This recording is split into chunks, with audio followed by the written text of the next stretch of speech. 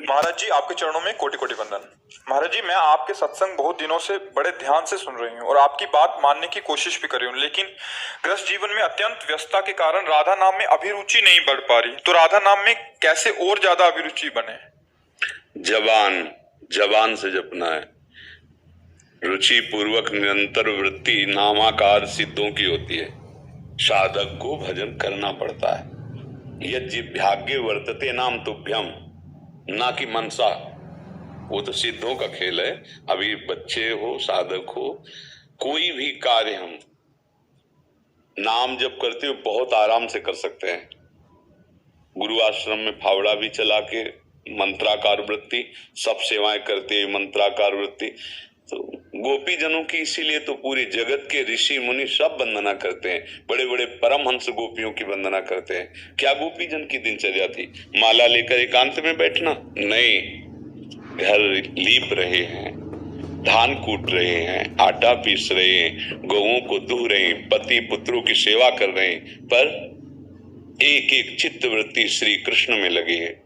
मुरारी पादार्पित चित्त वृत्ति, पूरा चित्त वासुदेवाकार, कृष्णाकार। इसलिए बड़े बड़े परमहंस महापुरुषों ने वंदे नंद ब्रज स्त्री नाम पाद रेणुम अभीक्षण सा, नमस्कार है इन ब्रज गोपियों के चरण रज को परम पवित्र करने वाले।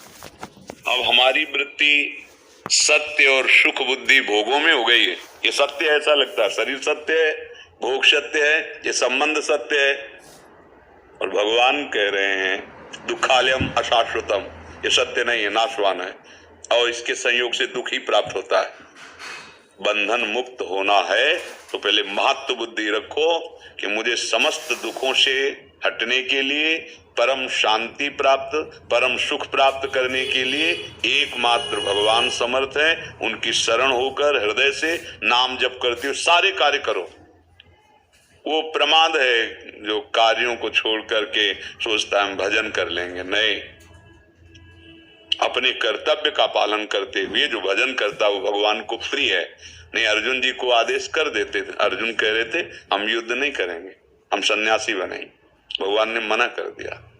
बहुत प्रिय हैं अर्जुन जी, तो आप भी तो सब प्रिय हैं, सब मम प्रिय, सब मम उपजाए भगवान कह रहे हैं। तो भगवान की आज्ञा का पालन, तन से जो तुम्हारा कर्तव्य, पति की सेवा, पुत्र की सेवा, सास ससुर की सेवा, आए हुए अतिथि की सेवा, ये भगवान की पूजा है।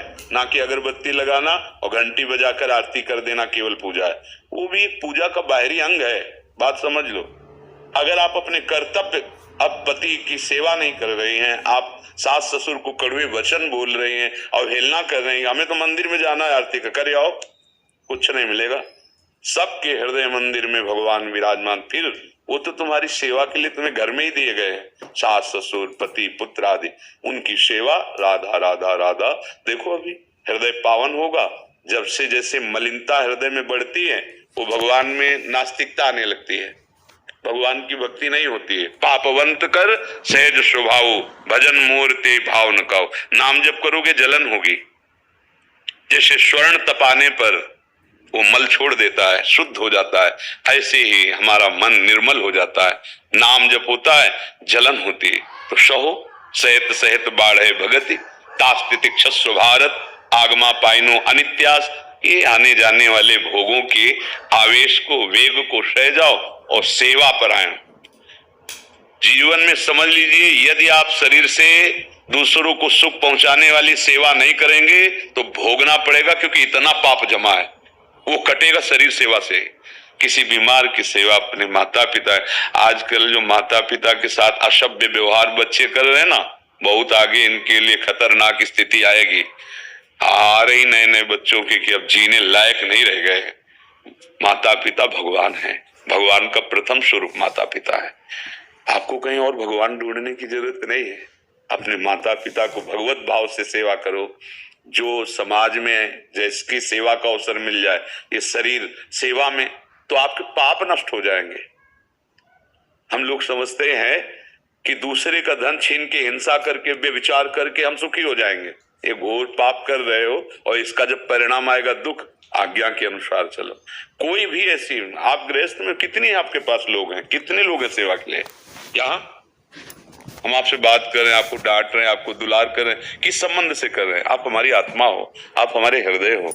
क्या हम आपसे घर जैसा व्यवहार नहीं कर रहे हैं?